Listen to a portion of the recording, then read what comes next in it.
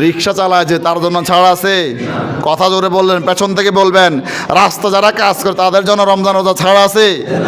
যত কঠিন কাজ করে রোজা ছাড় আছে? এই অজুহাত দিয়ে রোজা ভাঙ্গা যাবে? খোদার কসম করে বলছি, রোজার দিন দিনের বেলা যদি কেউ পানাহার করেন, কাউকে দেখেই খান কাউকে না দেখেই খান, এমন অবস্থায় আপনার শরীর আল্লাহ সুস্থ রেখেছেন। আল্লাহ শপথ করে বলছি, কুকুরের জবান থেকে, কুকুরের জিহ্বা থেকে আপনার মুখটা আরো বেশি না পাক।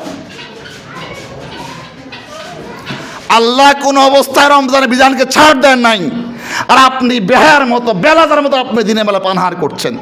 অজুহাত দিচ্ছেন আপনি থাকতে পারছেন না, অজুহাত দিচ্ছেন আপনার কষ্ট হচ্ছে। আপনি মনে রাখবেন, আপনার ওই মুখ, আপনার ওই জিহ্বা কুকুরের জিহ্বা চাইতেও নিকৃষ্ট।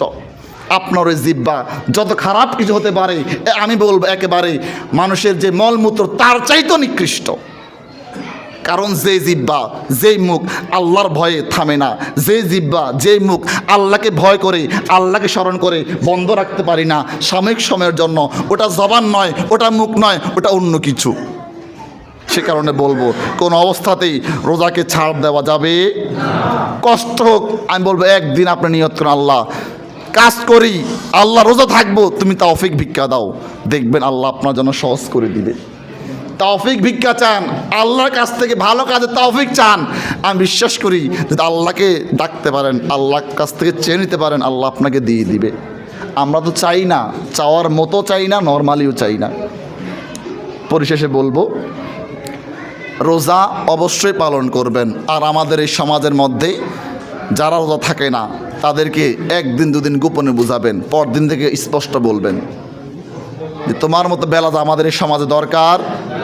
বলতে পারবেন? শুধু মসজিদে, হ্যাঁ, বাইরে গেলে ভুলে যাবেন, বলতে পারবেন নি? তোমার মতো এরম বুড়িয়া বেলাজা, সামর্থ্যবান এরম সুঠাম দেওয়ার অধিকারী বেলাজা আমগো সমাজে দরকার। পিছন থেকে আওয়াজ হয় না, কি তাও কইতেন না? যেটা খায় সবার সামনে কইতে পারবেন নি? স্পষ্ট বলবেন যে তুই বেলাজা, তোর মুখ আর কুত্তার মুখ এক সমান। বলতে পারবেন নি? কথা কয় না, পারবেন নি? আল্লাহর বিধানে কোনো ছাড়, তার সঙ্গে আমার বন্ধুত্ব থাকুক আর যাক, আল্লাহর বিধানে কোনো ছাড়, আল্লাহর ভালোবাসার মধ্যে কোনো ঘাটতি করা যাবে?